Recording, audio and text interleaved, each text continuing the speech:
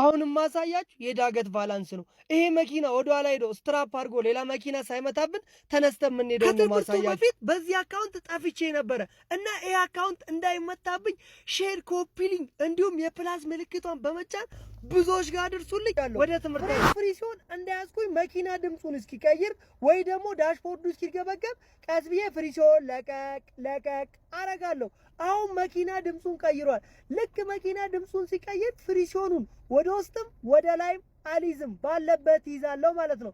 አሁን ፍሬኔን ለቅቄያለሁ። መኪናው ዳገት ላይ በፍሪ ሲሆን ብቻ ቆሟል ማለት ነው። ተነስቼ ለመሄድ የሚገበገበውን ድምጽ በነዳጅ አጠፋለሁ።